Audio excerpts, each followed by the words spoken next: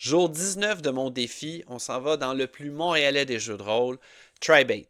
TriBait a été écrit par une compagnie montréalaise, DreamPod 9, traduit par une autre compagnie montréalaise, SteamLogic, et met en scène un Montréal post-apocalyptique où l'apocalypse a été spirituel, donc pas nucléaire.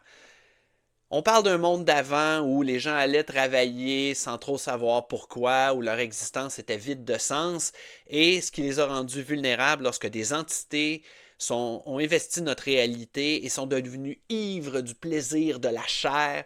Le Sbri, les Sbris sont, on ne prononcerait ce nom-là correctement que lorsqu'on est entre le plaisir et l'agonie, nous ont mis en esclavage dans des camps pendant des générations jusqu'à ce que d'autres entités, celles-ci froides, artificielles, faites de métal et de verre, nous libèrent. Donc la libération a été menée par les Fatima comme Terasheba, la Fatima de la justice, ou Agnès, ou Joshua, qui était le ravageur et qui est mort pendant la libération. Depuis ce temps-là, la société est cadrée par les 7 Fatima et leurs tribus, une société très rigide.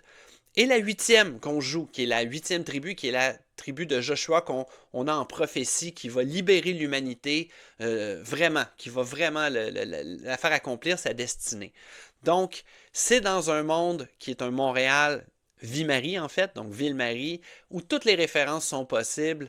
Lyon est la station, donc Lionel Groux, où il se fait la plupart du troc. Il y a le stade olympique. Il y a la huitième tribu qui appartient qui est établie sur Hum, terre des hommes. Alors les exilés se ramassent par exemple dans ce qui reste de la biosphère et des ruines de la ronde. On va dans cet endroit-là définir euh, une politicienne récemment exilée. Donc, toute nouvelle à Hum est parmi la huitième tribu. On va l'appeler, c'est une ancienne sœur de Terasheba, donc on va l'appeler la sœur Raya Fetma.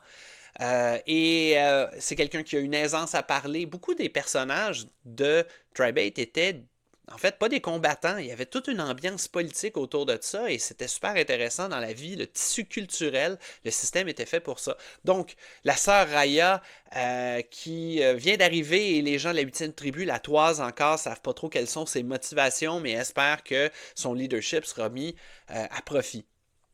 Donc, TriBait était un endroit où est-ce qu'on pouvait voir, on pouvait apercevoir plein de choses. Donc, on pouvait avoir à entendre des rumeurs de villes lointaines comme Ranto et Capal, Toronto et la capitale, Québec.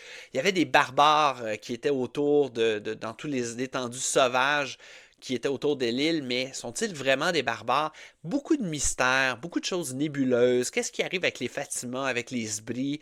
Comment est mort Joshua? C'est pas très clair. Il y a plein de questions sans réponse et les joueurs pouvaient s'amuser là-dedans. C'est un univers qui a enflammé l'imagination, qui a inspiré beaucoup de monde parce qu'il était original. On n'était pas dans le post-apocalyptique nucléaire comme d'habitude, on n'était pas dans le fantasy les deux pieds dedans, on était dans un endroit où est-ce qu'on prenait des références dans une vraie ville et que ça permettait plein de choses super intéressantes. Je m'en suis d'ailleurs inspiré beaucoup pour mon Escape from Montreal, il n'y a aucun doute.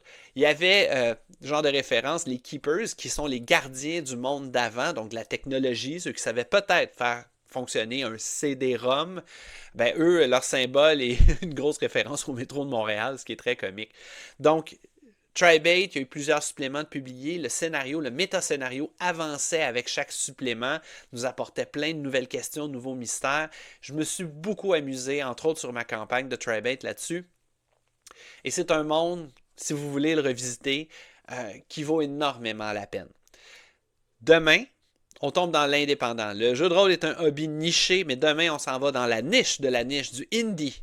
Ça va être dur de faire plus indie que ça. J'ai hâte de vous présenter ça. On se revoit demain.